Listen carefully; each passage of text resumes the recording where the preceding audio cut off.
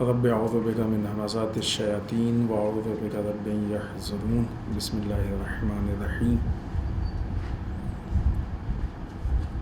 الحمد للہ وسلام علی عبادہ الذین اصطفیٰ ولعنۃ الدائمۃ الباقیۃ علی اعدائہم اجمعین من الآن الی قیام یوم الدین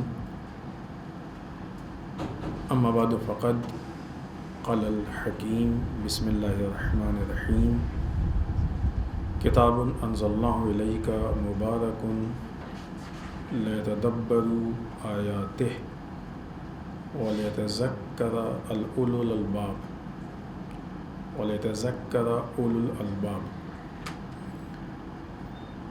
قرآن مجید سورہ صاد کی 29 نمبر کی آیت شریفہ کی جس میں ارشاد رب العزت ہو رہا ہے، یہ وہ کتاب ہے کہ جس کو ہم نے، یہ وہ مبارک کتاب ہے کہ جس کو ہم نے آپ کی طرف نازل کیا تاکہ یہ لوگ اس میں تدبر کریں، غور و فکر کریں اور صاحبان عقل اس میں نصیحت حاصل کریں۔ اس آیت شریفہ کے ضمن میں قرآن کے خصوصیات، قرآن کی نظر میں اس عنوان سے جس گفتگو کا آغاز ہوا تھا وہ آج اپنے دوسرے مرحلے میں۔ اس سے پہلے کی گفتگو میں ہم نے آپ کی خدمت میں جو معروضات پیش کیے وہ یہ کہ خداوند متعال نے صرف اتنا کہہ کہ ہم کو چھوڑ نہیں دیا کہ یہ کتاب اس لیے ہم نے بھیجی ہے کہ تم اس میں تدبر کرو۔ پھر اس کے بعد اللہ نے سوال بھی کیا تعجب سے، افلا یتدبرون القرآن ام علی قلوب اقفالها، کیا یہ لوگ قرآن مجید میں تدبر اور فکر نہیں کرتے؟ اور نہ کرنے کی صورت میں اللہ کی نگاہ میں کیا ہے؟ یا ان کے دلوں پہ تالے لگ گئے؟ یعنی جو انسان قرآن مجید میں غور و فکر نہیں کرتا ہے، تدبر نہیں کرتا ہے، یہ ویسے یہ کہ اس کے دل میں تالا لگ گیا۔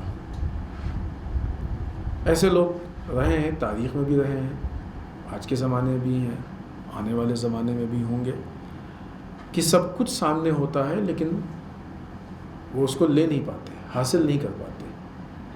اللہ سارے وسائل دے دیتا ہے، ساری چیزیں دے دیتا ہے، لیکن وہ اس کو سمجھ نہیں پاتے، محسوس نہیں کر پاتے۔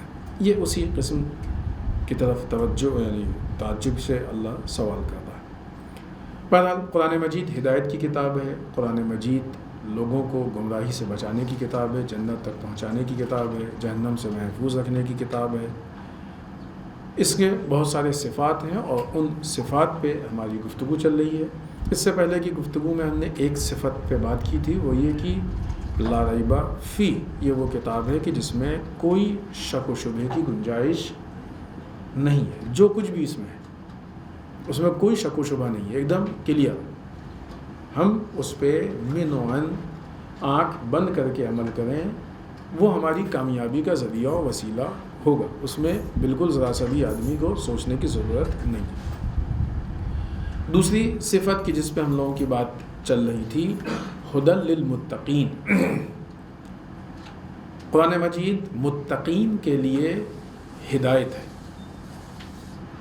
اس کے علاوہ قرآن مجید لوگوں کے لیے بھی ہدایت ہے، ابھی ہم اس پہ بات نہیں کر رہے ہیں، وہ بات انشاءاللہ آگے آئے گی۔ لوگوں کے لیے ہدایت ایک وسیع ہدایت ہے، متقین کی ہدایت خصوصی ہدایت ہے، دونوں میں فرق ہے۔ ابھی ہم لوگ اس خصوصی ہدایت پہ بات کر رہے ہیں۔ ہدی للمتقین، مثال ہم نے دی تھی کہ مثلاً کبھی کبھی کچھ چیزیں رکاوٹ ہوتی ہیں کہ جو روشنی کو ہم تک نہیں پہنچنے دیتی ہیں۔ تقوی کا مطلب یہ ہے کہ ان رکاوٹوں کو دور کر دیا جائے، انسان اپنے آپ کو ان رکاوٹوں سے محفوظ کر لے، کوئی رکاوٹ نہ ہو، ہر چیز ایک دم کلیئر ہو تاکہ وہ ساری چیزیں اس تک پہنچ جائیں۔ پھر ہماری بات اس مقام تک پہنچی تھی کہ کچھ ایسے لوگ ہیں کہ جن کی اللہ ہدایت نہیں کرتا۔ یہ بہت سخت مرحلہ ہے اور در واقع یہ ایک طرح کا عذاب ہے، الہی عذاب ہے ان لوگوں کے لیے جن کی اللہ ہدایت نہیں کرتا ہے۔ اس میں سے پہلی صفت پہ بات ہو چکی تھی، اللہ فاسقوں کی ہدایت نہیں کرتا۔ آیت شریفہ سورہ توبہ آیت نمبر 80 کا حصہ ہم نے پیش کیا تھا، واللہ لا یہدی القوم الفاسقین، اللہ فاسق لوگوں کی ہدایت نہیں کرتا، وہ لوگ کی جو کلم کھلا گناہ کرتے ہیں۔ آج دوسری صفت سے ہم کو بات شروع کرنی ہے کہ اللہ ظالموں کی ہدایت نہیں کرتا ہے۔ دیکھیں، ہدایت جو ہے وہ اللہ کا کام ہے۔ ہدایت ایسی چیز ہے کہ جو ذمہ داری اللہ نے لی ہے۔ کچھ چیزیں ہیں کہ جو پوری طریقے سے صرف اللہ کے پاس ہے، اللہ کے علاوہ کسی اور کو اس میں دخل نہیں ہے، پوری طریقے سے اللہ کے ہاتھ میں۔ مثلا کسی کو عزت دینا، کسی کو ذلت دینا، رزق ایک اپنے تمام شرائط ان ساری چیزوں کے ساتھ، یہ چیزیں اللہ نے اپنے ہاتھ میں رکھی ہیں، قرآن مجید میں اعلان کیا، وعدہ کیا۔ اسی طریقے سے ہدایت ہے، ہدایت کو اللہ نے اپنے ہاتھ میں رکھا ہے کہ یہ ہمارے پاس ہے۔ کہیں یہ کہا کہ اللہ جس کو چاہتا ہے ہدایت کر دیتا ہے، بعض جگہ قرآن مجید میں، بعض جگہ قرآن مجید میں کہا کہ رسول آپ جسے چاہتے ہیں ہدایت ہی کرتے ہیں، بلکہ اللہ جسے چاہتا ہے ہدایت کرتا ہے۔ یہ ساری چیزیں قرآن مجید میں موجود ہیں۔ یعنی ہدایت کے موضوع پہ اگر ابھی ہمارا موضوع ہدایت نہیں ہے، ہمارا موضوع قرآن کے خصوصیات ہے، اس میں سے ایک پوائنٹ ہے ہدایت کہ جو ہدایت پہ بات ہے کہ اللہ ہدایت کر رہا اور اللہ ہدایت نہیں کر رہا ہے، کس کی ہدایت کرتا ہے، کس کی ہدایت نہیں کرتا ہے۔ ورنہ خود ہدایت پہ بہت ساری آیتیں ہیں کہ اللہ کس کی ہدایت کرتا ہے، کیسے ہدایت کرتا ہے، طریقہ کیا ہے، وغیرہ وغیرہ۔ لیکن یہ ہدایت کی ذمہ داری اللہ کے ہاتھ میں ہے۔ اور ظاہری اعتبار سے بھی اگر ہم دیکھیں تو نبی کے بھیجنے والا کون ہے؟ اللہ۔ جن چیزوں کی ہدایت میں ضرورت ہے وہ ساری چیزیں مہیا کرنے والی ذات کون سی؟ اللہ ہے۔ قرآن مجید ہمارے لیے ہدایت ہے، قرآن مجید کا نازل کرنے والا کون ہے؟ اللہ ہے۔ یہ اللہ کا بنایا ہوا نظام اور قانون ہمارے لیے ہدایت ہے، اس کا بنانے والا خود نے کہا ہی کہ اللہ کا بنایا ہوا نظام کون ہے؟ اللہ ہے کہ نہیں؟ ہماری عقل جو اس لائق ہے کہ اس ہدایت کو ایکسیپٹ کرے، قبول کرے، یہ صلاحیت ہمارے اندر دینے والا کون ہے؟ اللہ۔ تو اللہ جس کو چاہتا ہے وہ ہدایت کرتا ہے۔ البتہ ہدایت کے الگ الگ اسٹیج ہیں۔ اللہ نہیں چاہتے کا مطلب یہ نہیں ہے کہ اللہ رکاوٹ پیدا کرتا ہے، رکاوٹ نہیں پیدا کرتا ہے۔ اسباب اللہ نے بیسک طور پہ سب کے لیے مہیا کیے، جو اس میں سے لینا شروع کر دیتا ہے اللہ اس کے لیے مزید راستوں کو کھول دیتا ہے۔ قرآن مجید میں جو لوگ ہماری راہ میں جہاد کرتے ہیں اللہ ان کے لیے راستے کھول دیتا ہے، راستہ نہیں، راستے کھول دیتا ہے، مختلف راستے۔ بہت ساری آیتیں ہیں کہ جو ان چیزوں پہ دلالت کرتی ہیں، وہ آیتیں ہم بس جلدی سے ترجمہ آپ کی خدمت میں پیش کر رہے ہیں۔ تو اللہ ان کے لیے وسائل مہیا کر دیتا ہے۔ انا بسم اللہ الرحمن الرحیم انا ہدیناہ السبیل اما شاکرا و اما کفورا، ہم نے ان کے لیے اپنے راستے کی ہدایت کی ہے، چاہے وہ اس پہ عمل کر کے ہمارے شکر گزار بندے بن جائیں اور چاہے حق کو چھپانے والے منکر کافر بندے بن جائیں۔ تو بیسک اعتبار سے اللہ نے سب کے لیے ہدایت کے سارے راستوں کو فراہم کر دیا۔ مسئلہ بندوں کا ہے کہ ان کو اختیار کرتا ہے کہ نہیں کرتا۔ ایک چھوٹی سی بات بتائیں تاکہ بچوں کو بھی ان کے لیے بات واضح ہو جائے، بلکہ یوں کہا جائے کہ جناب بہلول کا ایک چھوٹا سا واقعہ ہے جلدی سے۔ جناب بہلول کا مزاج معلوم، بہلول دانا، بہت ساری چیزوں میں انہوں نے کہتے ہیں نہیں ہنسی میں مذاق میں بہت سے بڑے بڑے مطالب کو سمجھا دیا، واضح کر دیا، بہت بڑی بڑی چیزیں کلیئر کر دی۔ ایک بار جناب بہلول بازار میں بیٹھے تھے، یہ غور و فکر کی ضرورت ہے بھی، واقعی ہمارا مقصد نہیں ہے کہ ہم تحلیل کریں کہ کیوں بازار اور کیوں فلاں، یہ ساری چیزیں۔ بازار میں بیٹھے تھے، ایک شخص گزرا ادھر سے کہا بہلول کیا ہو رہا؟ کہ بندوں کی اللہ سے صلح کرا دے، بندوں کی اللہ سے صلح کرا دے۔ کہ پھر کیا نتیجہ کیا نکلا؟ اللہ تو راضی ہے، بندے نہیں راضی ہو رہے، مشکل بندوں کی، اللہ تو راضی ہو گیا۔ یہ ہم نے بارہا عرض کیا کہ مولا کائنات نے دعائے کمیل میں ارشاد فرمایا ہے یا سریع الرضا، بہت جلد راضی ہو جاتا ہے اللہ. واقعی ہم کوشش کریں, اللہ بہت جلد, کوئی نہیں راضی ہوگا اتنی جلدی جتنی جلدی اللہ راضی ہو جاتا ہے. یا سریع رضا, بہت جلد راضی ہو جانے والا. اللہ تو جلدی راضی ہو جاتا ہے, مشکل ساری بندے کی ہے, بندہ نہیں راضی ہوتا ہے. یہ نہیں وہ نہیں, یہ چاہیے وہ چاہیے, مشکل ساری بندوں کی ہوتی ہے. راضی کس پہ نہیں ہوتا ہے بندہ؟ جو زندگی گزارنی چاہیے اس پہ نہیں راضی ہوتا. خوب اس کو مکمل کریں تاکہ اس بات کو پیش کریں. پھر کچھ دن گزرے, اسی شخص نے جناب بولول کو قبرستان میں بیٹھے ہوئے دیکھا. کہ بولول اب کیا ہو رہا ہے؟ کہ اللہ کی بندوں سے صلح کرا رہے ہیں. کہ آج کیا نتیجہ نکلا؟ کہ آج بندے راضی ہیں, اللہ نہیں راضی ہو رہا ہے کہ نہیں؟ مسئلہ یہ ہے وہاں جو کچھ پیش آئے گا وہ وہی عین ہوگا جو ہم نے یہاں پہ کیا, اس میں کوئی چینجز نہیں آئیں گے, اور اللہ کرے گا بھی نہیں چینجز, کیونکہ اللہ عدل و انصاف کو پسند کرتا ہے, عادل ہے. خلاف عدل جائے گا ہی نہیں. اگر وہاں بندہ راضی تھا تو اللہ وہاں بھی راضی ہوتا اور یہاں بھی راضی ہوتا. وہاں بندہ نہیں راضی ہے, لہذا وہی جو نہیں راضی ہے وہی یہاں پہ اپنے اثرات کو بھیج رہا ہے, وہی اپنے سارے نتائج کو یہاں پہ بھیج رہا ہے. بازار یعنی دنیا, جہاں پہ دنیا کی چکا چوند ہوتی ہے, دنیا کی چمک دھمک ہوتی ہے, دنیا کے سارے اٹریکشن ہوتے ہیں. دنیا لوگوں کو اپنے جال میں پھانسنے کی کوشش کرتا ہے. جب انسان دنیا کی چکا چوند میں آ جاتا ہے تو ہدایت کے جتنے ذرائع اور وسائل ہوتے ہیں, جو چیزیں ہوتی ہیں, ان کو فراموش کر دیتا ہے. در واقع انسان جتنا مادیات میں ڈوبتا جاتا ہے اتنا ہی وہ ہدایت سے دور ہوتا جاتا ہے, غفلت کے پردے پڑتے جاتے ہیں. یہ جو شرائط ہم نے جو بتائے ہیں, جو چیزیں کہ مثلا یہ چیزیں ہیں کہ اللہ ان کی ہدایت نہیں کرتا, اللہ ایسا نہیں کہ منع کر دیتا وہ ہدایت پا رہے ہیں, نعوذ باللہ استغفر اللہ, نماز پڑھ, نہیں تمہاری ہدایت نہیں ہوگی تو نماز مت پڑھو. ایسا کرے گا اللہ؟ اللہ تو چاہتا ہے کہ کرو ایسا, اللہ چاہتا ہے کہ ایسا کرو.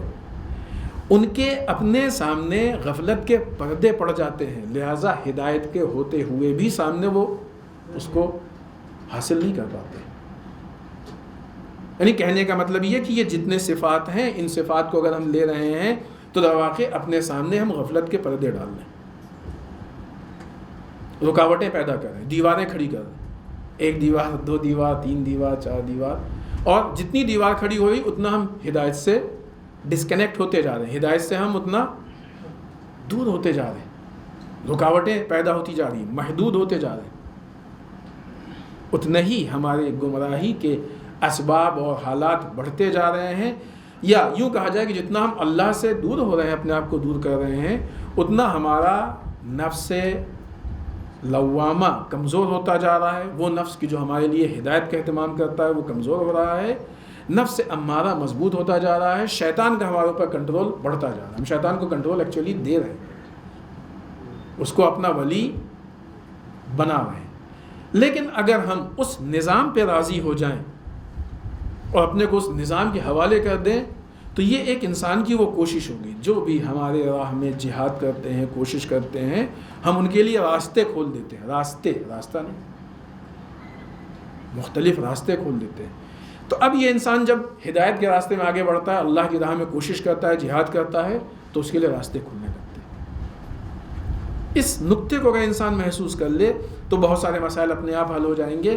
کہ کتنے ایسے مواقع ہوتے ہیں کہ جہاں پہ ہم ہدایت لے سکتے ہیں, لیکن کبھی ہماری انانیت, ہمارا ایگو, ہماری عادتیں, ہماری مشکلات, ہمارے مسائل رکاوٹ بن جاتے ہیں کہ ہم جو ہدایت لے سکتے ہیں وہ نہیں لے پاتے. مثال جو اس سے پہلے بھی ہم نے دی ہے کہ دسترخوان پہ کھانا لگا ہوا ہے, سامنے رکھا ہے, انسان بھوکا مارا, کتنا بڑا لاچار, مجبور, احمق, بیچارہ ہے یہ انسان کہ سب کچھ موجود ہے لیکن بھوکا ہے. اگر ایک انسان بھوکا ہے اور بھوک سے پریشان ہے, مثلا 1-2 میٹر کے فاصلے پہ کھانا رکھا ہوا ہے لیکن بیچ میں پردے اتنے پڑے کہ اس کو دکھ نہیں رہا, رکاوٹیں اتنی ہیں کہ اس کو دکھ نہیں رہا, تو اس کو معلوم ہی نہیں کہ کھانا ہے یہاں پہ، لہٰذا بھوکا رہے گا، مر جائے گا بھوک سے، لیکن نہیں کھا پائے گا کیونکہ اس کو معلوم ہی نہیں۔ ضرورت کس بات کی ہے کہ یا تو اس کو اندازہ ہو، وہ پردوں کو ہٹا دے، رکاوٹوں کو ہٹا کے اس کھانے تک پہنچ جائے، یا جس کو معلوم ہے وہ پہنچا دے۔ جب انسان ان ساری برائیوں سے اپنے آپ کو بچاتا ہے تو در واقعی پردے ہٹ جاتے ہیں اور اللہ اس کو اس مقام تک پہنچا دیتا ہے کہ وہ جا کے اس ہدایت کو حاصل کر لے۔ لہذا پہلا جو پردہ ہے، جو رکاوٹ ہے، وہ فسق، کھلم کھلا گناہ۔ گناہ خود ایک پردہ ہے، اس میں کوئی شک نہیں۔ گناہ انسان کے دل کو مردہ کر دیتا ہے، مار دیتا ہے۔ گناہ وہ چیز ہے کہ جو انسان کو توفیقات کو سلب کر دیتا ہے، وہ ایک مسئلہ ہے۔ لیکن گناہ اس وقت زیادہ شدید ہو جاتا ہے، زیادہ بدتر ہو جاتا ہے جب انسان کھلم کھلا گناہ کرنے لگتا ہے، جسور ہے انسان۔ مطلب یہ کہ یہ انسان بغاوت پہ اتر آیا ہے۔ ہم تو اللہ کی نافرمانی کریں گے ہی کریں گے، لیکن ایسے حالات فراہم کریں گے کہ دوسرے بھی آ کے نافرمانی کریں، دوسرے بھی نافرمانی کریں۔ یعنی در واقع وہ کھلم کھلا گناہ کر کے لوگوں کو گناہ کی طرف دعوت دے رہا ہے، آؤ گناہ کرو، ہم بھی گناہ کر رہے ہیں، نعوذ باللہ، تم بھی آؤ ہمارے ساتھ گناہ کرو۔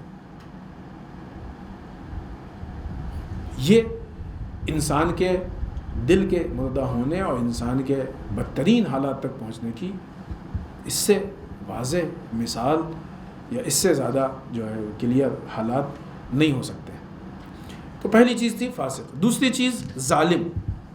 اللہ ظالم قوم کی ہدایت نہیں کرتا۔ بات ہوئی نا ابھی کہ ہدایت اللہ ہی کرتا ہے، اللہ کے علاوہ کوئی اور نہیں کرتا ہے۔ اللہ نے قرآن مجید میں بھی کہا کہ رسول آپ جس کی چاہے نہیں، ہم جس کی چاہتے ہیں ہدایت کرتے ہیں۔ اور یہ کہنے کی ضرورت نہیں تھی اللہ کو، وہ ہمارا مزاج تو نہیں ہمارا آپ کا کہ ہم کم ظرف ہیں اور اس کے بعد کہنے لگے کہ نہیں نہیں آپ نہیں کر رہے ہیں، ادھر واقع ہم کر رہے ہیں، آپ نے تھوڑی کیا یہ۔ اللہ ایک چیز کی اہمیت، موقعیت کو بتانا چاہتا ہے کہ اس کا کنٹرول کس کے ہاتھ میں ہے۔ ہدایت کا کنٹرول اللہ کے ہاتھ میں ہے، اللہ ہدایت کرتا ہے۔ اب اللہ ہی اگر طے کر دے کہ نہیں فلاں فلاں فلاں فلاں کی ہم ہدایت نہیں کریں گے، تیار ہو کے آپ کسی کام کے لیے گئے، کھانا کھانے کہیں گئے، کسی پروگرام میں گئے، وہاں اعلان ہو جائے کہ اس کیٹیگری کے لوگوں کے لیے یہ سہولیت مہیا نہیں ہے، کیا ہوگا؟ ساری تیاریاں تھیں، سب کچھ تھیں، لیکن اگر اس کیٹیگری میں ہم آ گئے تو ہم کو وہ چیز نہیں ملے گی۔ اللہ نے کہا ہے کہ ان ہدایت ہم کریں گے، سب کی ہدایت کا انتظام ہم نے کیا ہے، سب کی ہدایت کے لیے سارے وسائل ہم نے فراہم کیے ہیں، لیکن اس کیٹیگری والوں تک ہماری ہدایت نہیں پہنچے گی۔ لہٰذا وہ بنیادی اعتبار پہ آئے اور پہلے آنے کے بعد اپنے آپ کو ان چیزوں سے دور کرے، ان چیزوں سے اپنے آپ کو پاک کرے۔ یہ طہارت نفس ہے، تزکیہ نفس ہے، یہ نفس کی پاکیزگی۔ مثال دیں، بات واضح۔ ایک انسان نماز پڑھنا چاہتا ہے، بہت اس کا دل چاہ رہا ہے نماز پڑھنے کا، سب کچھ ہے، لیکن اس کا جسم نجس ہے، لباس نجس ہے، اور چاہتا ہے کہ ایسی نجاست کی حالت میں نماز پڑھ لیں۔ پڑھ سکتا ہے؟ نہیں پڑھ سکتا، اس کو پاک کرنا پڑے گا۔ ضد اس کی نہیں، ہم تو ایسے ہی پڑھیں گے۔ مصلی پہ گیا، اس نے اللہ اکبر کہا، نماز شروع کی، سب کچھ ہو گیا، کہ یہ شکل نماز تو ہو سکتی ہے، واقعی نماز نہیں ہے، حقیقت نماز نہیں۔ نماز پڑھنا ہوگا تو اپنے کو پاک کر کے آؤ۔ اسی طریقے سے ہدایت پانے کے لیے نفس کے پاکیزگی کی شرط ہے۔ لہٰذا آپ دیکھیں، چاہے صدر اسلام میں اور مختلف اس کے بعد بھی ہو سکتا ہے کہ بہت سے لوگ ہدایت یافتہ لوگوں کی طریقے سے زندگی گزاریں، لیکن ہدایت یافتہ نہیں ہوتے۔ نمازیوں کی طریقے سے اٹھنے بیٹھنے والا ہر انسان نمازی نہیں ہوتا جب تک شرائط مکمل نہ ہو، ہے کہ نہیں؟ یہ بات سمجھ میں آئی؟ لباس نجس ہے، جسم نجس ہے، وضو نہیں کیا ہے، غسل کی ضرورت نہیں کیا ہے، کوئی بھی شرط اگر نہیں ہے تو اس شرط کے نہ ہونے پہ کیا ہوگا کہ وہ عام نمازیوں کی طریقے سے اٹھ بیٹھ تو رہا ہے، لیکن نمازی نہیں ہے، وہ مسلین میں سے نہیں ہے وہ۔ اسی طریقے سے ہدایت کے جو شرائط ہیں، ان شرائط کے نہ ہوتے ہوئے لوگ ہدایت یافتہ لوگوں کی طریقے سے عبادتیں کریں، ہو سکتا ہے حج بھی کر لیں، تسبیح بھی پڑھ، ہم یہ نہیں کہہ رہے ہیں کہ یہ لوگ جو کرتے ہیں دوسروں پہ شک، یہ وہ مسائل ہیں جس کو انسان اپنے نفس میں جا کے، ہمارے حالات کو ہم سے بہتر کون جانتا ہے، دوسروں کے لیے نہیں فیصلہ کر سکتے ہیں، سوء ظن ہے، حرام ہے، یہ بھی اسی میں سے آ جائے گا پھر کہ انسان کو ہدایت سے دور کر دے گا۔ یہ مسائل دوسروں کے لیے سوچنے والے نہیں، صرف اپنے لیے۔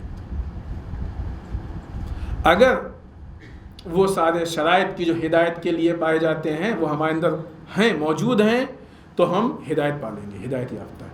ورنہ ہو سکتا ہے کہ ہدایت یافتہ لوگوں کی طریقے سے ہم دین کے بہت سارے کام کریں اور وہ سب کرنے کے باوجود بھی ہم ہدایت یافتہ نہ، اور یہی وجہ تھی کہ تسبیح پڑھنے والے، نماز پڑھنے والے، روزہ رکھنے والے، حج کرنے والے، قرآن مجید کی تلاوت کرنے والے، اللہ اللہ کرنے والے بہت تھے، لیکن اسی زمانے میں جب ائمہ نے دعوت کی تو ائمہ کی آواز پہ نکلنے والے بہت کم تھے۔ ایکچولی یہی ہدایت یافتہ تھے، در واقع یہ تھے ہدایت یافتہ۔ آج بھی اگر ہم ہدایت یافتہ نہیں ہیں تو ہو سکتا ہے کہ ہم سارے کام کریں لیکن امام کی آواز پہ نکلنے والوں میں سے نہیں ہوں گے، کیونکہ یہ سارا امتحان اس وقت ہوتا ہے جب انسان امتحان سے گزرتا ہے، امتحان کی منزل آتی ہے۔ نارمل حالات میں نماز ٹھیک ہے، بہت سے لوگ پڑھ لیں گے، اللہ کی راہ میں دوسرا کام نارمل، وہ نارمل چیزیں کی جو مثلا عبادت کی فہرست میں آتی ہیں، اس نے ہم سے قربانی نہیں مانگی، بہت سے لوگ کر لیں گے۔ مشکل وہاں سے پیدا ہوتی ہے جہاں سے قربانی۔ جناب مسلم کے پیچھے نارمل حالات میں نماز پڑھنے والے بہت سے لوگ تھے، لیکن عبید اللہ ابن زیاد کے آنے کے بعد جب لوگوں کی جان کا خطرہ تھا تو وہیں پیچھے سے لوگ کم ہونا شروع ہو گئے، کیونکہ اب جو نماز تھی وہ قربانیوں کی نماز تھی۔ اب اس نماز تک پہنچنے کے لیے قربانی کے حالات تھے، قربانی دینے والے کم تھے، لہذا نارمل حالات کی دینداری ضروری نہیں ہے کہ ہم واقعی دیندار ہوں اس کی بنیاد پر۔ جب قربانی اور ان سارے مراحل سے گزر کے ہم انجام دیں تو صحیح معنوں میں ہم دیندار۔ خوب بات کو آگے بڑھائیں، بہت طولانی نہ ہو، کوشش یہ ہے کہ جتنے زیادہ صفات ہم بیان کر سکیں وہ بہتر ہے۔ ابھی تو دوسری صفت پہ بات چل رہی ہے کہ کن لوگوں کو اللہ ہدایت نہیں کرتا۔ پہلی صفت فاسق، دوسری پہ بات شروع البتہ کرنا چاہ رہے تھے، اللہ ظالم قوم کی ہدایت نہیں کرتا، ظالموں کی ہدایت نہیں کرتا۔ ظالم کسے کہتے ہیں؟ ظلم کرنے والے کو۔ اب ظلم کرنے کا مطلب کیا؟ کسی کو مارنا، پیٹنا، بس ظلم کی تعریف بات ہوئی ہے اس پہ۔ کسی بھی چیز کو اس کی جگہ سے ہٹا دینا اس کو ظلم کہتے ہیں۔ مارنا بھی اسی لیے ہے کہ جس کو مار رہے ہیں وہ اس کا مستحق نہیں ہے۔ آج مثلا اگر فلسطینیوں پہ ظلم ہو رہا ہے تو ظلم کا مطلب یہ ہے کہ جو گولی ان پہ چلائی جا رہی ہے اس گولی کے مستحق نہیں ہے، جو بم ان کے اوپر چلائے جا رہے ہیں وہ اس کے مستحق نہیں ہے۔ وہ اپنے گھر میں رہ رہے تھے، ان کو ان کے گھر سے نکال دیا گیا، یہ ظلم ہے ان کے اوپر۔ ان کو ان کے وطن سے نکال دیا، یہ ظلم ہے ان کے اوپر۔ اسرائیل ظالم ہے اس لیے کہ جہاں پہ اس کی جگہ نہیں تھی جا کے وہاں بس گیا، وہ ظالم ہے۔ وہاں پہ حکومت کرنا فلسطینیوں کا حق تھا، اسرائیل کر رہا ہے، ظالم ہے یہ، اس کا حق نہیں تھا اس لیے وہ ظالم۔ اگر اس کا حق ہوتا تو ظلم تھوڑی ہے۔ اگر اس کا اپنا ملک ہوتا، عوام نے اس کو منتخب کیا ہوتا، اس کا انتخاب کرتا ان لوگوں کا، کوئی مشکل نہیں۔ حتیٰ ابھی جو حالات ہیں اسرائیل کے، ابھی ہم اس پہ گفتگو نہیں کر رہے ہیں، موضوع میں بھی نہیں ہے، لیکن جو حالات ہیں اس کے اعتبار سے بھی جو وہاں کے قوانین ہیں ان کو لے کے بھی، حکومت کو لے کے وہاں بہت مسائل اور مشکلات ہیں، اور اسی بنیاد پہ حالات دن بدن خراب ہوتے جا رہے ہیں، اور اسرائیل بربادی اور تباہی کی کگار پہنچ گیا۔ انشاءاللہ ان قریب نیست و نابود ہوگا اور دنیا اس بہت بڑے ظلم و ستم سے پاک ہوگی۔ اور ظاہر ہے کہ حالات بھی شاہد ہیں، ظلم میں دوام نہیں ہوتا۔ بات آئی ہے تو ایک آدھ دو چیز عرض کرتے چلیں تاکہ یہ چیز واضح ہو۔ ظلم میں یعنی ظلم کی زندگی بہت لمبی نہیں ہوتی ہے۔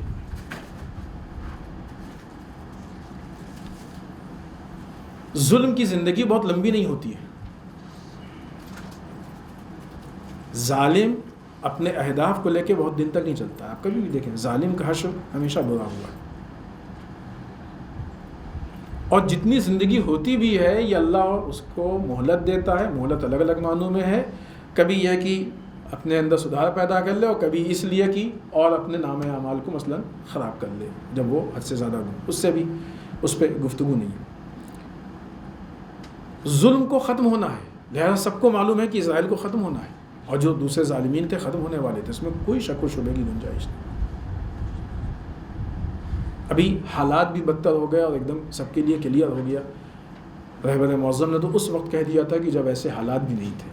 اور یہ واقعی رہبر معظم کے بصیرت کی دلیل ہے کہ انہوں نے کہا تھا. اور اس کے بعد سے بھی ایسا ہوا ہے بعض مواقع پہ کہ اگر اسرائیل اپنے اس راستے کو آگے بڑھاتا تو اب تک ختم بھی ہو چکا ہوتا. بہرحال مقصد یہ ہے کہ وہ تو ختم ہوگا ہی ہوگا ہے نا. یزید کی تو بربادی طے تھی, ہوئی بربادی. سوال اس بات کا کہ اس بیچ میں کتنے لوگوں نے یزید کے خلاف قیام کر کے یا زبان کھول کے آواز اٹھا کے اپنے نام کو حسینیوں کی فہرست میں درج کرایا ہے اور کتنے لوگوں نے خاموش رہ کے یزید کا سپورٹ کر کے یزیدیوں کی فہرست میں نام درج کرایا. اسرائیل تو ختم ہو گئی, برباد ہوگا, اس میں کوئی شک و شبہ کی گنجائش نہیں ہے. اس کی بربادی میں کوئی وہ نہیں ہے, دو رائے نہیں ہے. وہ تو ہوگا, اس میں کوئی شک نہیں انشاءاللہ. سوال اس بات کا کہ ہمارا نام کس فہرست میں ہے.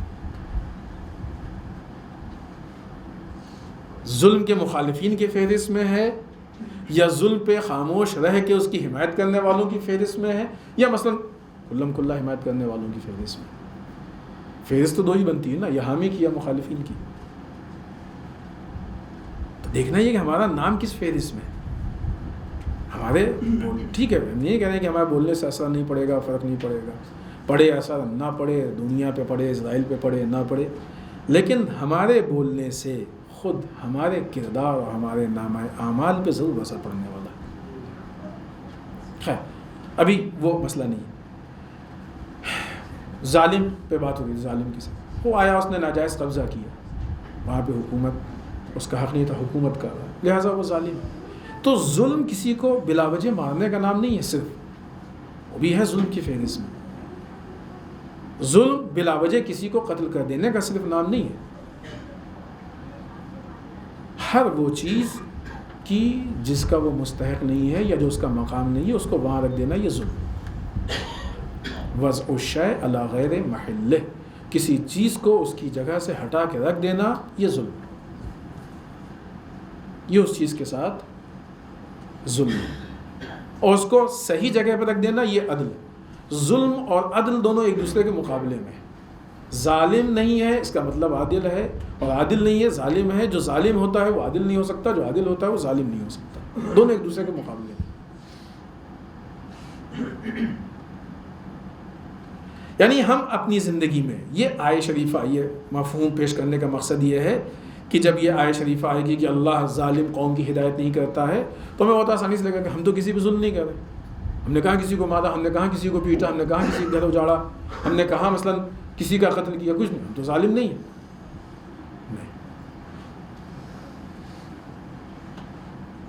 اگر ہم نے کسی پہ الزام لگایا, تہمت لگائی, غیبت کی, کسی کے خلاف کوئی نگیٹو بات کی, کچھ بھی کیا, حتیٰ بعض اوقات صرف آنکھ سے غلط اشارہ کیا, تو وہ بھی ظلم,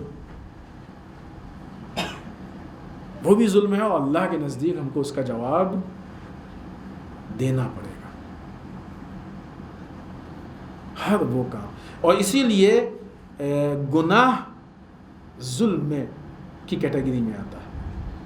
انسان جب گناہ کرتا ہے تو اپنے نفس پہ ظلم کرتا ہے. گنہگار انسان در واقع اپنے نفس پہ ظلم کرتا ہے, اپنے اوپر ظلم کرتا ہے. کوئی بھی گناہ کرنا اپنے پر ظلم کرنا. تو پہلے مفہوم ظلم کا کلیئر ہمارے لیے, ظالم کسے کہتے ہیں. ظالم صرف وہ نہیں ہے, وہ ایک بہت واضح, بہت بڑا اس کا مصداق ہے, بہت کلیئر چیز ہے کہ جو ظلم کی مثال لے کے سامنے آتی ہے. لیکن ہر وہ کام کہ جو انسان قانون کے خلاف، اصول کے خلاف، اپنے اس کے مقام جگہ کے خلاف کرتا ہے وہ ظلم ہے۔ اب اگر انسان ایسے کچھ کام کر رہا ہے تو ظالم ہو گیا، ظالم ہو گیا۔ اللہ کہتا ہے کہ خود اگر تم ظالم ہو گئے ہو تو تم ہماری ہدایت سے محروم ہو گئے ہو، دور ہو گئے، تم نے اپنے آپ کو الگ کر لیا ہماری ہدایت سے۔ ظاہر سی بات ہے کہ ساری چیزیں قرآن مجید کی آیت ہیں، روایت نہیں ہے کہ مثلا معتبر ہے کہ نہیں ہے، کیا کلیئر آیت ایک دم واضح۔ لہذا اللہ کی ہدایت ظالم قوم تک نہیں پہنچتی، ظالم لوگوں تک اللہ کی ہدایت نہیں پہنچتی۔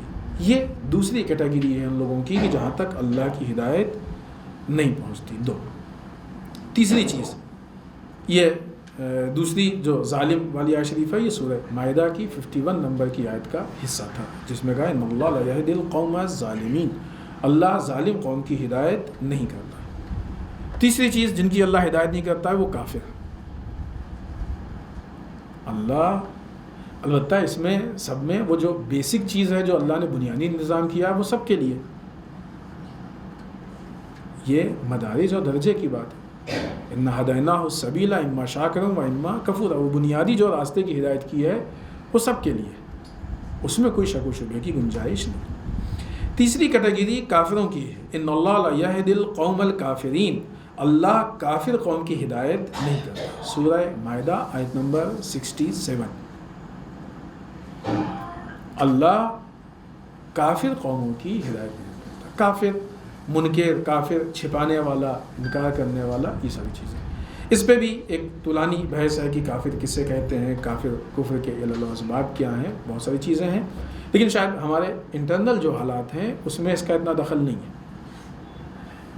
کہ ہم مثلا بہت زیادہ یہ چیزیں ہم کو جاننی چاہیے، ہماری نالج میں اضافہ ہوگا، معلوم ہو، حتیٰ اگر ہمارے ان سے روابط ہیں، تعلقات ہیں تو اس پہ بھی اثر انداز ہوگا، لیکن ہمارے اپنے نفس کی اصلاح کے لیے شاید اس کا بہت زیادہ اثر نہیں ہے۔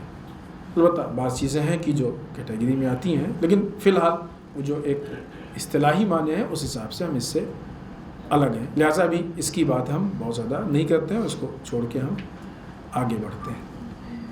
ایک چیز ہے کہ جس کے لیے علماء نے جو ہیڈنگ دی ہے وہ دی ہے کہ وہ لوگ جن کے دل مردہ ہوتے ہیں ان کی ہدایت نہیں کرتا اللہ۔ کس کے دل مردہ ہوتے ہیں؟ ہمارے معاشرے میں کس کو کہتے ہیں زندہ دل اور مردہ دل؟ ہم لوگ جو بہت شوقین ہوتا ہے نا،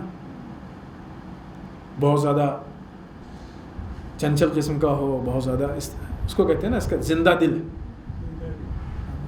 بعض اوقات یہ زندہ دلی اتنی بڑھ جاتی ہے کہ انسان گناہوں میں بھی ملوث ہو جاتا ہے۔ زندہ دل لوگ ہیں، کر رہے ہیں، کرنے دو، اس طرح سے ان کے کام کی توجیہ بھی کی جاتی ہے۔ زندہ دل اسلام کی اصطلاح میں یہ زندہ دل اور مردہ دل نہیں، یہ غلط فہمی ہے۔ لہٰذا جن لوگوں کو کہا گیا ہے مردہ دل، ان کو آیت نے اس طریقے سے، یہ مردہ دل جن کا مرا ہوا ہے، یہ اصطلاح علماء نے دی ہے، قرآن نے نہیں دی ہے۔ قرآن نے یہ بتایا، یہ آیت ہم پیش کر رہے ہیں، ان اللہ لا یہدی من ہوا کاذب کفار، سورہ زمر کی آیت نمبر 3۔ اللہ کسی بھی جھوٹے اور ناشکری کرنے والے کی ہدایت نہیں کرتا۔ مردہ دل کون ہوتے ہیں؟ وہ لوگ کی جو کاذب، جھوٹے اور اس سے زیادہ ناشکری کرنے والے۔ بعض اوقات ہوتا ہے نا کہ کچھ لوگوں کی فطرت ہوتی، کچھ کیا عموماً ہوتا ہے کہ انسان کو اللہ جو نعمتیں دیتا ہے آپس میں روابط میں تو بہت اچھا مسئلہ ہوتا ہے، یہ جو شکریہ والا ہوتا ہے۔ کسی نے ایک گلاس پانی بھی پلایا تو ہم کہتے ہیں تھینکس، ہوتا ہے کہ نہیں ہوتا؟ کچھ بھی کسی نے کیا فوراً کہتے ہیں بہت بہت شکریہ، تھینک یو، جو بھی ہو اپنی زبان میں۔ لیکن جب ہم پانی دینے والے کا شکریہ ادا کرتے ہوتے ہیں اس وقت پانی کو خلق کرنے والے کو بھی بھولے ہوئے ہوتے ہیں۔ خلق نہیں ہوتا تو یہ دیتا کہاں سے؟ اسی آن پانی کے خالق کو ہم بھولے ہوئے ہوتے ہیں جو اصل دینے والا ہے۔ زندگی کی روش کیا ہے ہماری؟ ہمارے پاس سب کے پاس ایک بہت طولانی فہرست موجود ہے کہ ہمارے پاس یہ نہیں، یہ نہیں، یہ نہیں، یہ نہیں، یہ نہیں، یہ نہیں۔ کسی نے آج تک ایسی فہرست بنائی کہ ہمارے پاس یہ ہے، یہ ہے، یہ ہے، یہ؟ زندگی ہم اپنی خراب کر لیتے ہیں صرف یہ سوچنے کے چکر میں کہ کیا نہیں ہے. اس لیے خراب ہوتی ہے کہ کیا نہیں پہ اتنی فکر کرتے ہیں کہ کیا ہے سے فائدہ اٹھا ہی نہیں پاتے. جو چیزیں ہیں اس سے ہم نہیں فائدہ اٹھاتے ہیں، فائدہ نہیں کے چکر میں رہتے ہیں، یہ نہیں ہے، یہ نہیں، بھول جاتے ہیں کیا اس تک پہنچ ہی نہیں پاتے. اور جب انسان اس چیز کی طرف توجہ نہیں دے پاتا ہے کہ کیا ہے اور اللہ نے ہم کو کن چیزوں سے نوازا ہے، وہ کون سی چیزیں ہیں کہ جن سے ہم فائدہ اٹھا سکتے ہیں، تو در واقعی یہ ایک طرح کی ناشکری ہوتی ہے. ناشکری کیا ہے؟ بہت جلدی سے ہم بیان کر دیں. کسی بھی چیز کا شکریہ مختلف اسٹیپ سے ہوتا ہے. ایک تو زبان سے ہوتا ہے، تھینکس، تھینک یو، شکریہ. اللہ کا بھی زبان سے شکر ادا ہوتا ہے، شکرا للہ، ہے نا. مختلف اس کے الفاظ ہیں، الگ الگ الفاظ ہیں. بعض اوقات بعض چیزیں ایسی ہوتی ہیں جو زبان سے ادا ہوتی ہیں اور ہم اتنا ادا کرتے ہیں کہ پھر وہ ذہن و گمان میں بھی وہ مفہوم نہیں ہوتا، لیکن زبان شکرا للہ، سوچ کچھ رہے ہیں، وہ کچھ کر رہے ہیں. یہ مناسب نہیں ہے. آدمی پورے خشوع و خلوص سے شکریہ ادا کرتا ہے.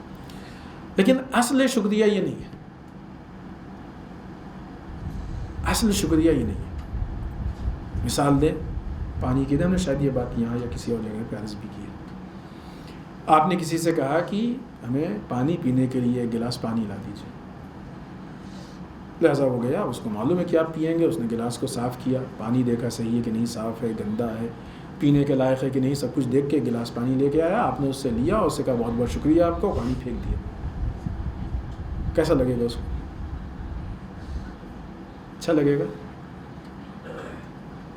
پینے کے لیے منگایا تھا، اتنی محنت سے پھینکنا تو منگایا کیوں، اتنی زحمت کیوں دی؟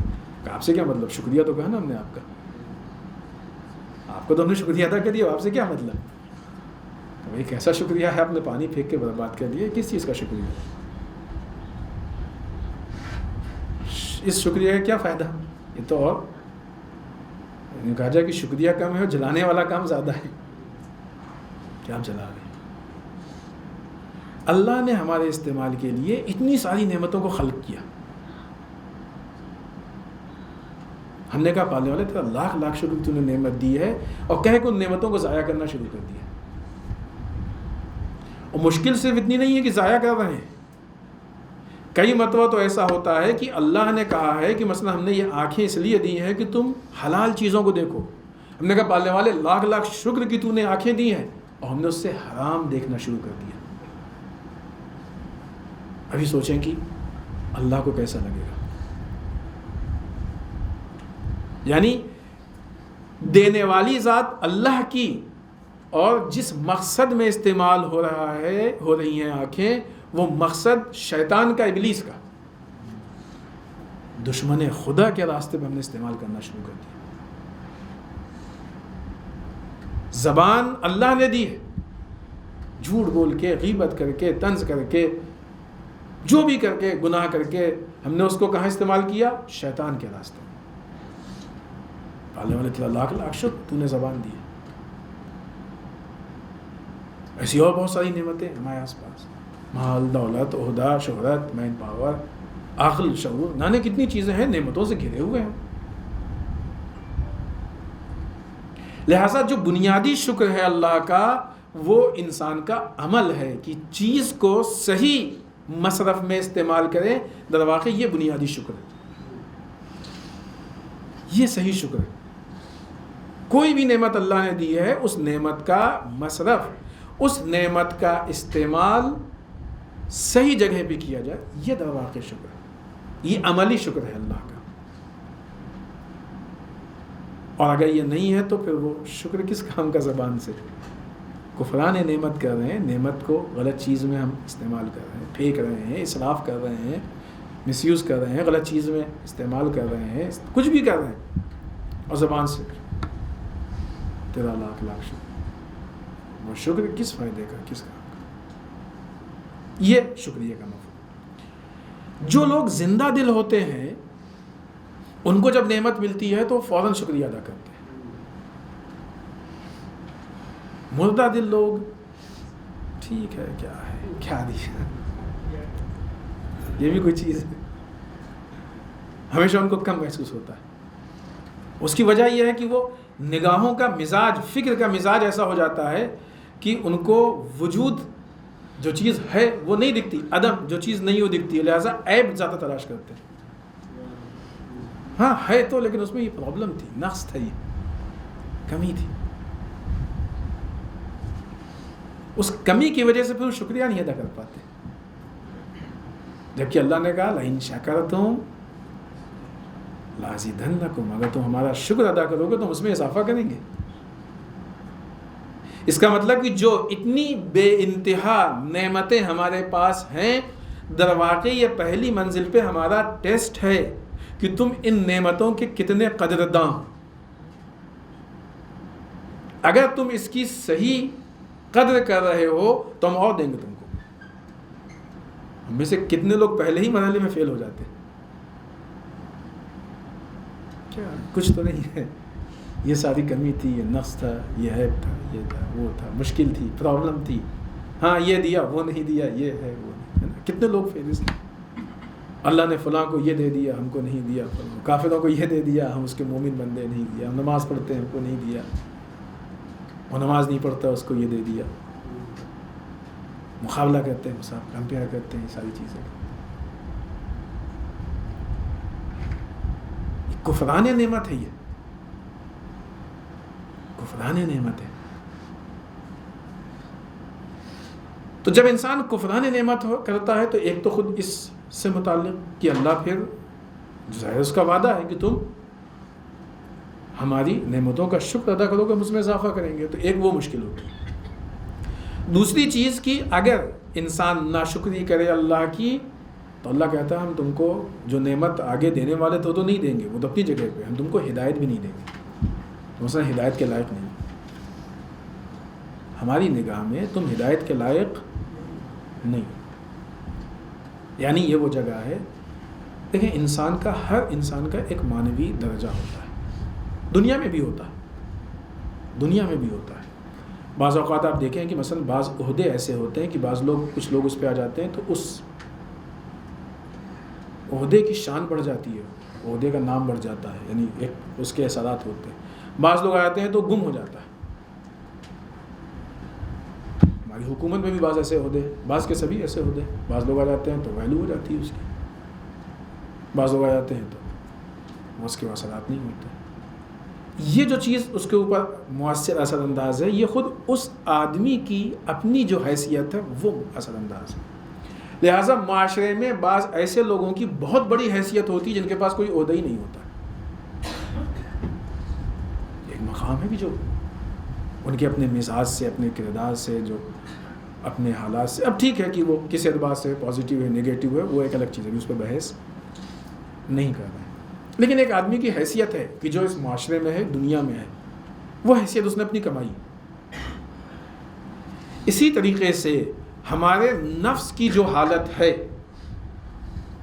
ہمارے اعمال کی جو حالت ہے, ہمارے اخلاص کی جو حالت ہے, اللہ سے متعلق ہم کیا کر رہے ہیں, عبادتوں کی جو حالت ہے, ان ساری چیزوں کو ملا کے ہمارا ایک معیار اور ایک مقام ہے کہ جو اللہ کے نزدیک ہے. ہو سکتا ہے کہ ہم نہ طے کر پائیں, کیا ہو سکتا ہے کہ ہم کمپیئر نہ کر پائیں, ملا نہ پائیں, نہیں کہہ سکتے کہ یہاں ہم میں سے کس کا مقام زیادہ بلند ہے اللہ کے نزدیک, کس کا پست ہے, نہیں کہہ سکتے, واقعی نہیں طے کر سکتے. لیکن اللہ جانتا ہے. جب انسان اس طرح کی حرکتیں کرتا ہے اور جب انسان اس طرح سے گمراہی میں آتا ہے تو پھر یہ جو مقام ہوتا ہے یہ نیچے آ جاتا ہے, اور جیسے جیسے نیچے آتا ہے ویسے ویسے سہولیتیں چھن جاتی ہیں, چھننے لگتی. اور جب انسان اللہ کی اطاعت کرتا ہے, اپنے نفس کو اللہ کے حوالے کرتا ہے, اللہ کے مطابق کام کرتا ہے, اس کے حکم پہ عمل کرتا ہے, تو یہ مقام بلند ہونے لگتا ہے. لہذا جب یہ مقام بلند ہوتا ہے تو پھر مزید جو دوسری اس کی وجہ سے رحمت و برکت اور بہت ساری اچھائیاں تھیں وہ اس کو ملنے لگتی. اور ضروری نہیں ہے کہ اس مقام کے بلند ہونے سے دنیا کے مادی حالات اچھے ہوں. یہ ہماری غلط فہمی ہے, ہم لوگ بہت سی چیزوں کو دنیا میں فیصلہ کر لیتے ہیں. جبکہ اس کے اثرات الٹے ہیں. مثال دیں بات اور واضح ہو جائے. بعض اوقات ہوتا ہے کہ مثلا کوئی انسان بہت زیادہ بیمار ہو جائے یا بہت پریشان ہو کے مرتا ہے تو بہت سے لوگ بیچارے نادان قسم کے کہہ دیتے ہیں کہ ارے نے گناہ کیے تھے سب وہی جائے گا. عیب سمجھتے ہیں نا اس کو. خوش قسمت ہے کہ دنیا میں اس کے گناہ جل رہے. یہ عیب نہیں ہے، یہ حسن ہے. جس کو ہم عیب سمجھ رہے ہیں یہ عیب نہیں ہے، یہ حسن ہے اس کا. خوش قسمت ہے کہ دنیا میں اس کے گناہ. کون نہیں ہے گنہگار؟ کون نہیں ہے گنہگار؟ کون ہے جو معصوم؟ اگر دنیا میں اس کے گناہ اس کے دھل رہے ہیں اور یہ سب ہو رہا ہے، خوش قسمت ہے کہ دنیا میں اس کے گناہ جل رہے ہیں. آخرت کے لیے گناہ کم ہو گئے، عذاب الہی کم ہو گیا اس کا. ہم لوگ اس کو کیا دیکھتے ہیں؟ نگیٹو دیکھتے ہیں.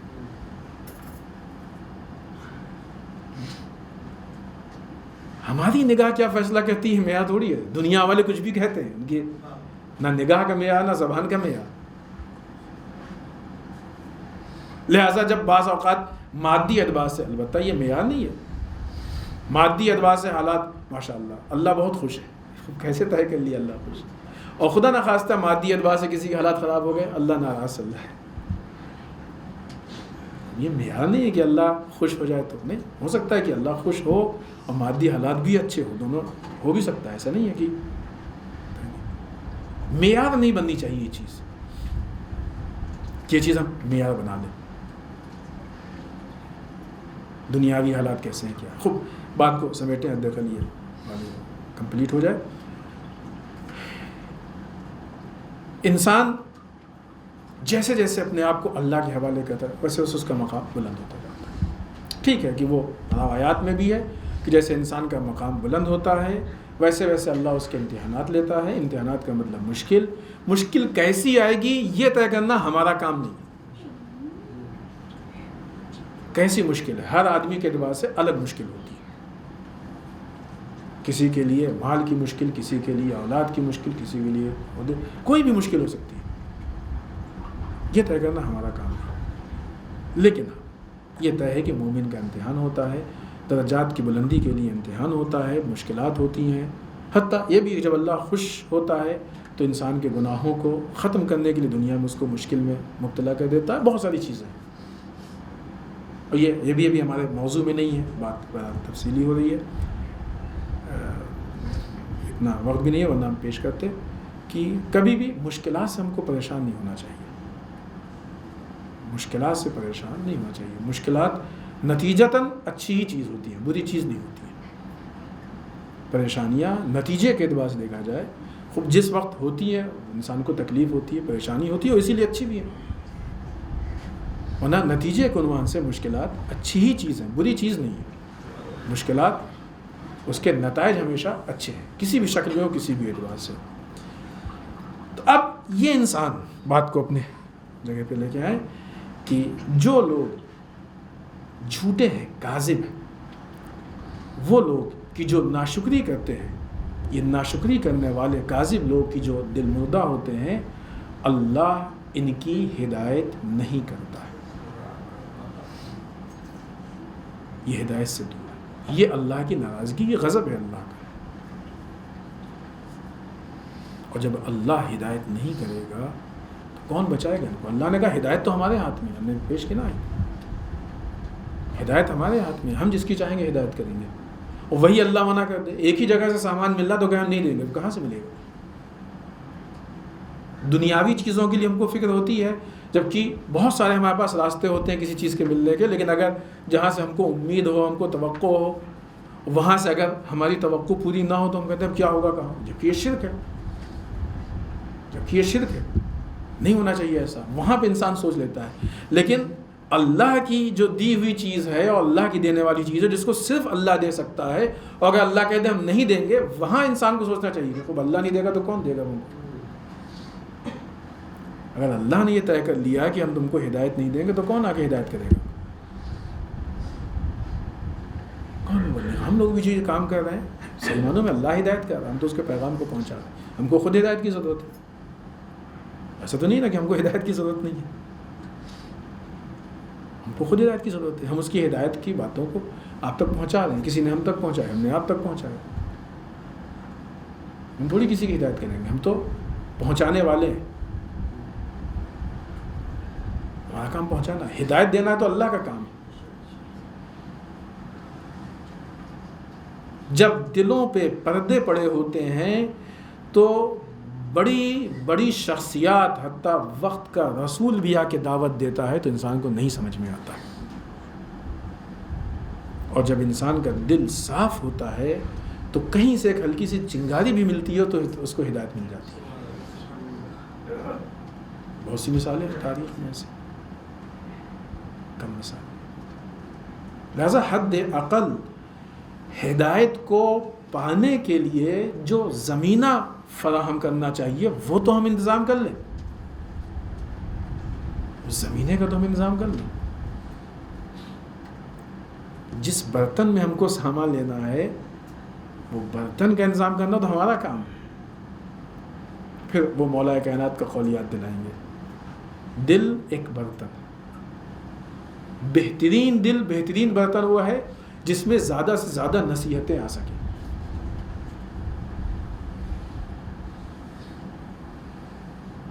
لہذا یہ برتن فراہم کرنا یہ ہمارا کام.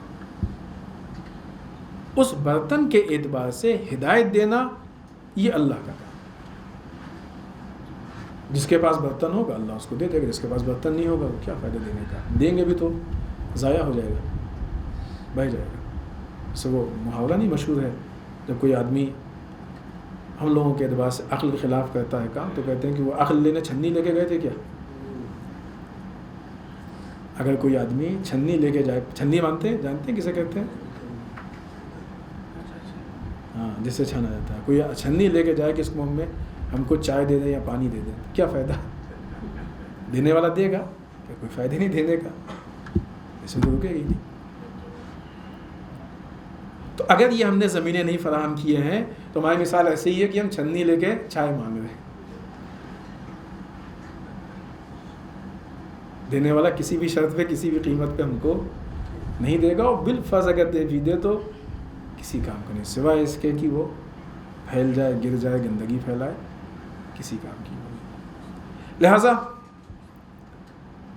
اللہ فاسق لوگوں کی ہدایت نہیں کرتا, اللہ ظالم لوگوں کی ہدایت نہیں کرتا. 2, اللہ کافروں کی ہدایت نہیں کرتا. 3, اللہ مردہ دل لوگوں کی, لیکن قرآن کی اصطلاح میں مردہ دل نہیں. قرآن کی اصطلاح میں کاذب, جھوٹے اور ناشکری کرنے والے, ان کی ہدایت نہیں کرتا ہے. وقت ختم ہو رہا ہے, آخری صرف ہم نام بتا دیں, انشاءاللہ کل اس کی وضاحت کریں گے. اللہ اسراف کرنے والے اور جھٹلانے, جھوٹی کی راہ, جو جھوٹ بولتے ہیں, جھٹلاتے ہیں, ان کی ہدایت نہیں کرتا. اسراف, زیادتی کرنے والوں کی ہدایت نہیں کرتا. جو لوگ زیادتی کرتے ہیں, اسراف کرتے ہیں, یا جو جھوٹ بولتے ہیں یا جھٹلاتے ہیں, ان کی ہدایت نہیں کرتا. لیکن اس پہ انشاءاللہ کل. یہ 5 آیتیں ہیں, 5 آیتیں ہیں. 2 آیتوں میں 2 چیزیں بیان ہوئی ہیں. کتنے ہو گئے؟ 7. 2 بڑھ گئے. ایک صفت ریپیٹ ہوئی ہے, جھوٹے والی. پھر کتنے ہو گئے؟ 6 ہو گئے. 6 طرح کے لوگوں کی اللہ ہدایت نہیں کرتا. کون کون 6؟ فاسق, ظالم, کافر, کاذب, اسراف, ناشکری, ہو گئے 6 قسم کے لوگوں کی اللہ ہدایت نہیں کرتا. خدا نہ خواستہ اب یہ حساب کرنا ہمارا کام ہے. پھر ہم اس بات کو کہیں, دوسروں کو نہیں کہیں فلاں اچھا اس کی اللہ ہدایت نہیں کرتا ہے, ختم. یہ سرٹیفکیٹ دینا ہمارا کام نہیں. دوسروں کے لیے فیصلہ کرنا تھوڑی ہمارا کام ہے. ہم کو تھوڑی اللہ نے معین کیا کہ جا تو دوسروں کے اوپر فیصلہ سنا. اپنے لیے بستر پہ لیٹیں, دیکھیں کہ ان 6 صفات میں سے کوئی صفت ہمارے میں تو نہیں پائی جا رہی. اگر ان 6 صفات میں سے کوئی صفت ہمارے میں پائی جا رہی ہے تو ہم اللہ کی دی ہوئی ہدایت سے محروم ہیں. بولو یہ کہ ہم کو کتنا لگ رہا ہے کہ ہم ہدایت یافتہ ہیں, ہم اپنی نگاہ میں بہت بڑے دیندار ہیں, بہت اچھے ہیں. ایک مطلب غور کریں کہ ہماری دینداری ہے کیا؟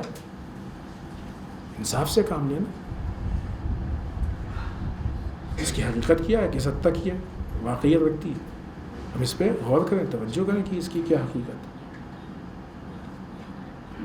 پھر اس کے بعد جو ہم غور کریں گے تو یقیناً چیزیں کھل کے سامنے آئیں گی. یہ اس لیے ہے, اگر یہ بات, وقت ہو گیا ہے اور میں بات بھی ختم کرنی ہے, لیکن بہرحال اگر یہ چیز آج ہمارے لیے کلیئر ہو گئی تو ہم آخرت اور عاقبت کے خسارے سے, نقصان سے محفوظ رہیں گے. ہوتا کیا کہ انسان لیپا پوتی کرتا ہے, برداشت نہیں کر پاتا کہ ہم غلط کر رہے ہیں. لیپا پوتی کرنے کے برابر کرنے, خود تمہاری برابر کرنے سے آخرت میں تھوڑی بدل جائے گا. آخرت میں تو وہی سامنے آئے گا جو ہم نے کیا ہے زندگی میں. ہم اپنے جھوٹ کو 10 مرتبہ سچ کہیں تو آخرت میں سچ تھوڑی ہو جائے گا, وہ جھوٹ ہی رہے گا. سزا تو ہم کو جھوٹی کی ملے گی. ہم اس اپنے جھوٹ کو 10 بار سچ کہیں تو آخرت میں سچ کی ہم کو جزا تھوڑی ملے گی, جھوٹ کی سزا ملے گی. ہم اپنے عیب کو ایکسیپٹ نہیں کر پاتے ہیں, قبول نہیں کر پاتے. یہ ہماری کمزوری ہے, بزدلی ہے. ہم کو اتنا مضبوط ہونا چاہیے کہ جو ہمارے اندر عیب ہیں ان کو ایکسیپٹ کریں, قبول کریں, سمجھیں اور اس کی اصلاح کی کوشش کریں. اس سے کسی کا فائدہ نہیں ہے سوائے ہماری آخرت سنورے گی. اگر کسی نے کہا تو کہنے والے نے کہے کہ اپنی ذمہ داری پوری کر دی. اس کو جو اجر ملنا تھا وہ ہر حال میں, ہم سدھرے تب بھی ملے گا, نہیں سدھرے تب بھی ملے گا. مسئلہ اب ہمارا ہے. اگر ہم سدھریں گے تو ہماری عاقبت صحیح ہوگی, نہیں سدھریں گے تو ہماری عاقبت خراب ہوگی. تو ساری مشکل یہاں پہ آتی ہے. یہ غفلت ایک طرح کا پردہ ہے کہ اتنی ساری چیزیں ہم کو بتائی جاتی ہیں, ہم سب سنتے ہیں, لیکن وہ اثر نہیں ہوتا, ہم تو اوپر لیتے نہیں, نتیجہ نہیں آتا. اس کی وجہ یہی ہے. ہم اس کو ایکسیپٹ کرنا سیکھیں, اپنے آپ کو چینج کرنا سیکھیں. بعض اوقات لوگوں کو برا لگ جاتا, ایسا کیسے کہہ دیا, یہ ہے تو ہے اس میں کیسے کیا مطلب, جو چیزیں ہیں وہ تو کہی جائیں گی تبھی تو اس میں اصلاح ہوگی, سدھار ہوگا. لہٰذا جب تک ہم اس کو ایکسیپٹ نہیں کریں گے, اس میں سدھار نہیں کریں گے, اس وقت تک ہماری آخرت, ہماری عاقبت نہیں سنورے گی.